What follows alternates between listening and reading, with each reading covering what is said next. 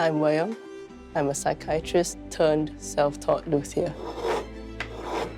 There's many instruments that sound nice in the world, but for the violin, viola or cello, there's a certain quality. It can really tug at your heart.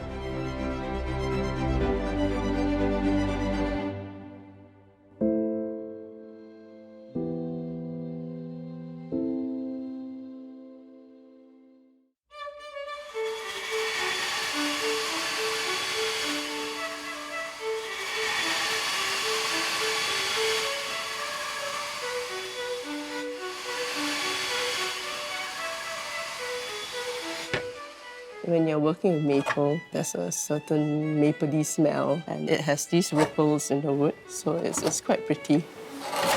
It's a very, very hard wood, so it's very hard on your tools and very hard on your hands, but it's just gorgeous.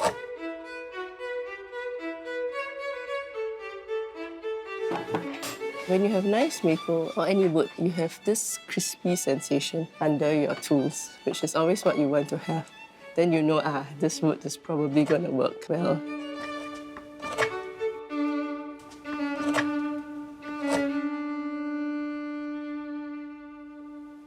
A luthier is someone who makes and repairs stringed instruments.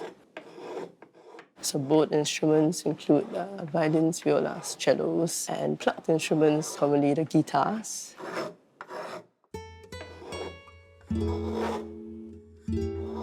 The number of hours it takes to handcraft a violin would be about 200 hours, but in reality, because of the time taken to design the instrument, especially if it's a custom instrument, maybe 250 hours even.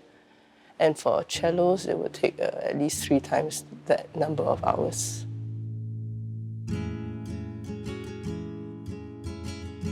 We were at this instrument-making museum and they showed a violin workshop. My husband looked at it and remarked, that looks exactly like your workshop. So that tells you that, in 300 years, it actually has not changed at all. We do it almost exactly the same way as they used to do it, hundreds of years ago.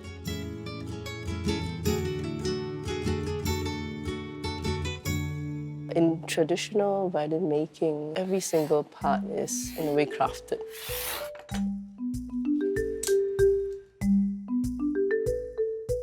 So wood that come out from the block that are triangular, that becomes a violin top.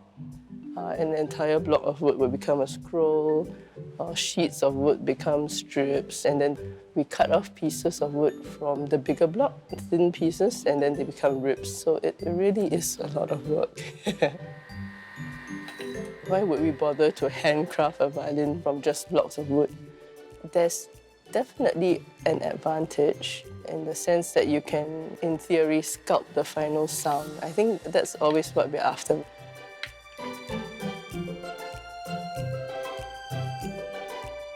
And we are trying to get a certain instrument of a certain quality that responds in a certain way into the hands of the musician. And in order to have control over these qualities, so we therefore geek out over any number, infinite number of possibilities and details, trying to get this sound. Okay.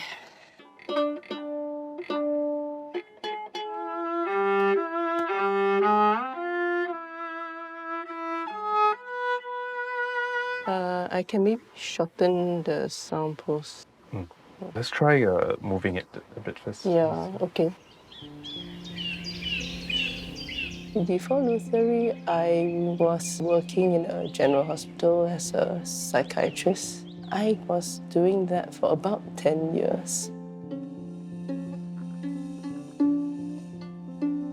I got into Luthier entirely by accident when I was looking for a violin for my daughter. So when my daughter was 13, she outgrew her old violin, and it was time to get her her full-size, nice violin. It's a big deal because in a way you're looking for what could be that forever violin. So a great deal of research went into how to look for one and how do we know if it's a good violin, and then discovering that violins could sound extremely different. And that was when I started seeing maker videos. And for some reason, this maker's videos really somehow struck a chord, stuck in my head for weeks, and I couldn't stop watching it. There are many qualities, I think, that make a good instrument. You need to be very careful about the wood that you choose. Something just greatly appealed to me in the whole process. Probably I have this kind of brain that enjoys these details. I think I just got sucked in. So after I saw that video, I decided I had to try to make a violin. So what followed was that I continued looking for other YouTube videos that would give me ideas and clues on how the whole process would work.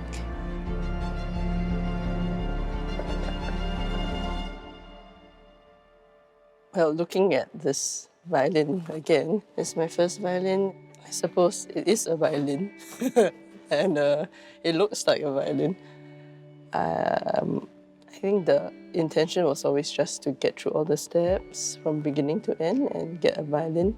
I did get my daughter to play it, and yeah, it sounded like a violin. Stylistically, it's all over the place. The corners are quite wonky. The edge work is wonky. I put the holes in the wrong place, so that actually gave me some repair experience as well. The varnish on this violin is a typical beginner's varnish nightmare in that when you get the steps a little bit wrong, and instead of getting red, you get orange. Considering I was making it from a book, I'm quite pleased that there is a whole violin.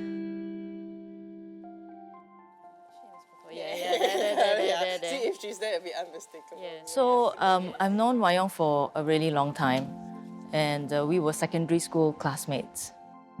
And Wai Yong said, "Oh, I'm learning how to make a violin." I said, "Violin? How do you even learn how to make a violin? Do you go to a class? What do you do?" And she said she learned all of it online. The idea that you could learn something so complex just from looking at YouTube. The way she spoke about how she got her materials, how she thought about each piece and how she put it together, I mean, it was quite clear that she was doing this out of passion. So when I first started learning Luthier, I was still a psychiatrist, I was still practicing. I would do my clinics, and then I would come home, and then I would do a few hours in my little storeroom of making a violin. On top of that, there was the house and the kids to look after. So it was just not enough energy and brain space to get into it properly, and it was taking a toll on my family life. You need some uninterrupted hours to work. I wanted it to be more fluid and more kind of like, natural and instinctive. And the only way to do that would be to do it full-time. I kind of thought it was maybe now or never I should try to do it. Yeah, if I wanted to really learn it and be able to make instruments, I had to do it at that point. As a family, we decided that, yeah, it would be better if I did that, at least for a while.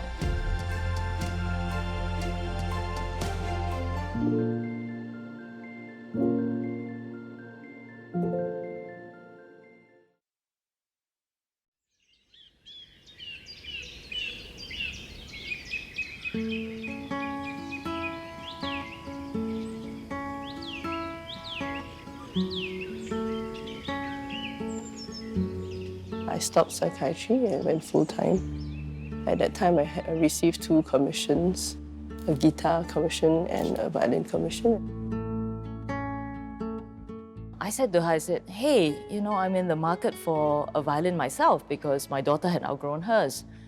And I said, "Wouldn't it be wonderful if you could make a violin for her?" Yeah, so I felt that it was better than, a factory-made or mass-manufactured piece.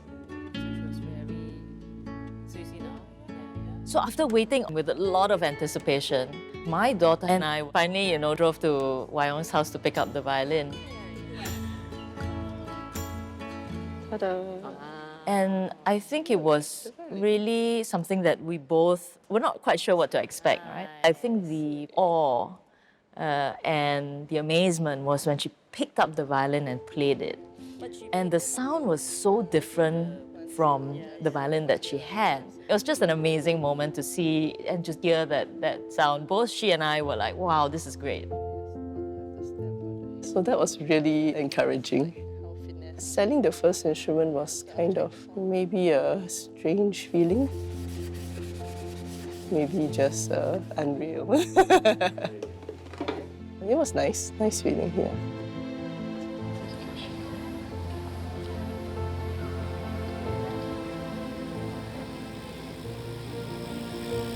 I think self-teaching is not for everybody. And making an instrument is not for the faint-hearted. It's very difficult. I took baby steps. I cleared a space. I bought a table. I ordered some basic tools. I bought a book that's quite commonly used. To make instruments, I think you need, first of all, a good eye. I watched YouTube videos on all sorts of things, not just on the instrument making, but on tool setup and things like that. I browsed forums, and then on top of that, I systematically looked for information on the internet. I put all this information slowly over these years in folders so that I can access it when I need.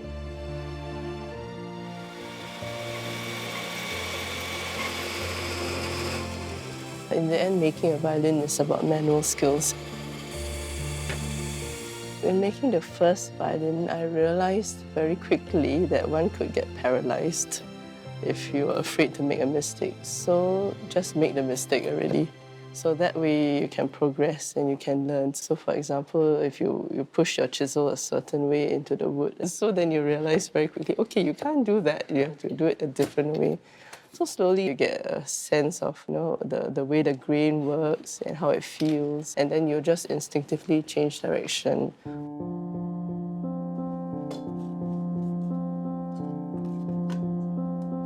So what makes a violin sound good? Generally, it starts with choosing wood.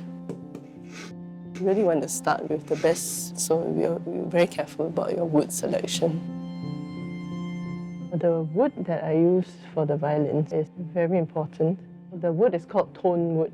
This wood is the wood that eventually becomes the top of a violin. And as you can see, it's very resonant already.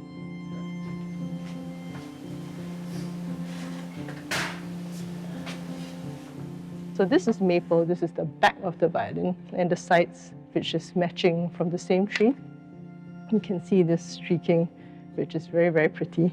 So apart from being pretty, it's also very strong and forms a strong base from which the violin can eventually project its sound.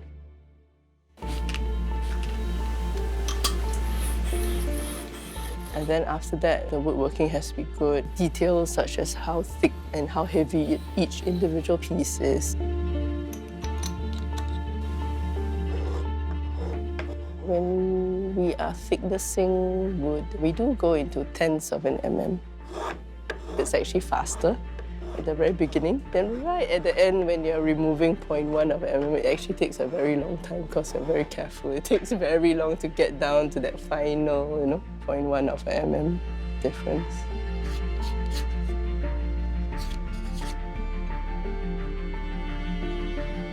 Varnishing is a very important component of instrument making.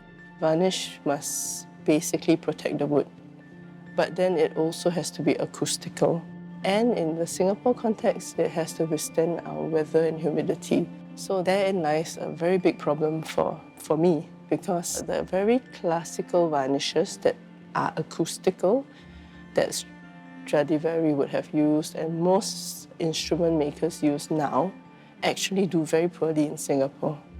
Yeah, they will become sticky and wear off easily, and they just don't like our weather. However, if you make it tougher, the sound will suffer. So trying to find that balance has been interesting for me. Most luthiers, and me included, we're always experimenting and always trying a new method of application, new colours, new types of colours.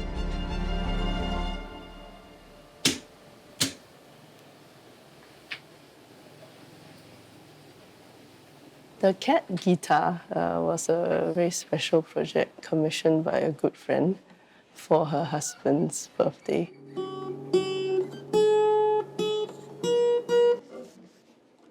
And I asked them if they would like anything special to be on the headstock of the guitar, and they had decided that they wanted their cats to be on the guitar.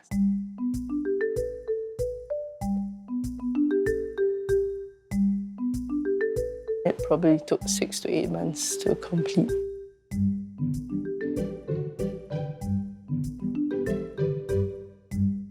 So your front is white, right? White sycamore background. Yeah. Okay, good. I think that will match up this OM28. Louis Kwok was in charge of putting the cats on the headstock of the guitar.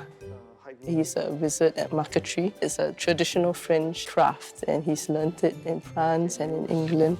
Like this green over here, we can have it here.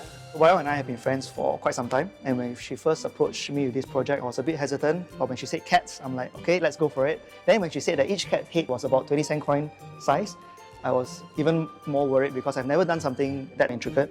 But I was like, oh, why not? Let's just try.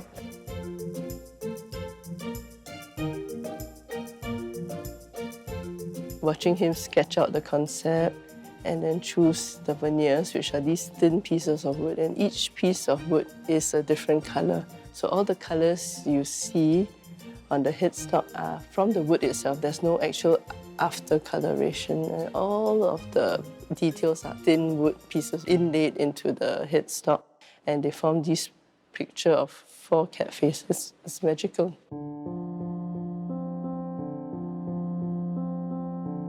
You'll be so amused. It's very fast because it's we are both very meticulous about details, and not a lot of people understand why are we so crazy about these small little things, and how we discuss certain things is very interesting because we feel like we are normal for once and not a bit crazy, which is very fun. Hey, look what we have here. It's here. It's here. Wow. To be honest, when I first saw the guitar, I was more interested in the guitar and not my work because the guitar was amazing. I sometimes have to pinch myself. It's kind of unreal. It doesn't seem like it would have been possible, but yet here I am. And yeah, it's great. I love being a luthier.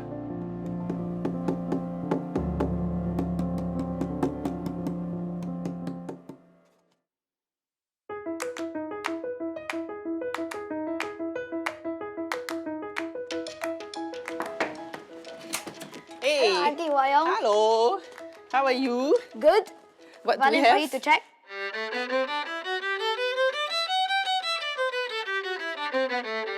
So when I complete an instrument, it goes out into the world and the student or the musician plays it. Within 6 months, I ask them to bring it back because I need to check the setup of the instrument. I check the bridge, the position, the fit, the sound posts in particular because may need changing. All this affects the playability and the sound of the instrument. You could liken it to when you bring a car for servicing and the car needs, the oil and that sort of thing so that it can run optimally. So every time I walk into her workshop, my first response or reaction is wow. It's the kind of behind the scenes feeling that also this is what happens before I get my violin. I really like that. Usually when Mingri comes, he has a lot of questions on what's going on in the workshop. Oh, so you must slowly. Ah, that's right. It's diamond stones. Ta-da! I have diamonds. Yeah. So you asked about purfling, right? Yeah. Yeah. He's really a joy to have in the workshop. He understands aspects of his violin and how it functions in very advanced ways. Then this will look thinner.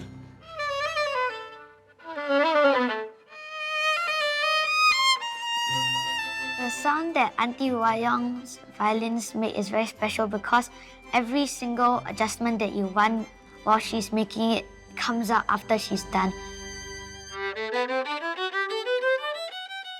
There was once where I felt that the violin didn't really suit the kind of piece I was playing, and I wanted her to adjust a little bit. Then she shaved a little bit of the bridge, then it sounded better. When we pull the edge on it, it will sharpen it further. So leather polishes metal? Yes. So since he's outgrown his 3/4 violin and we are making a full-size violin for him, he's actually going to help with some aspects of the making of this violin. So after we split the wood, then you open it, it's called a book matching. It's joined here. Right? So when we join it here, it will become like this. It looks like this. And this is actually your violin. Why is this here? There's the blocks of the violin, but it won't be so big. I'm asking her to make my full-size violin because if I choose it from a mass-produced violin, then everything sounds flat. Got big one. Okay, ready? Yes. Okay.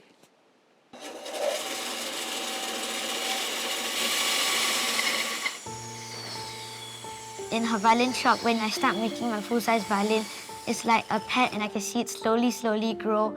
And it really helps me to learn to take care of my violin and treasure it. Don't close my finger. Okay, yeah. Tighten. Okay, good. Very good.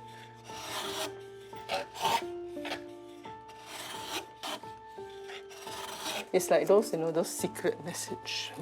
What's inside? Never in my wildest dreams would I have thought I would be a luthier.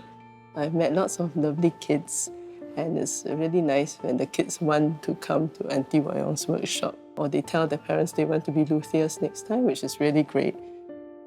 I've also loved meeting musicians that I adjust instruments for.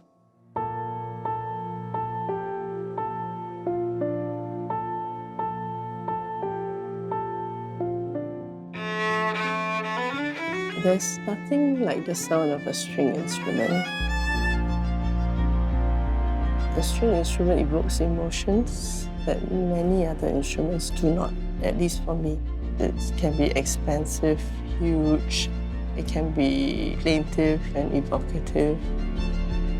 So being able to make them is a real privilege.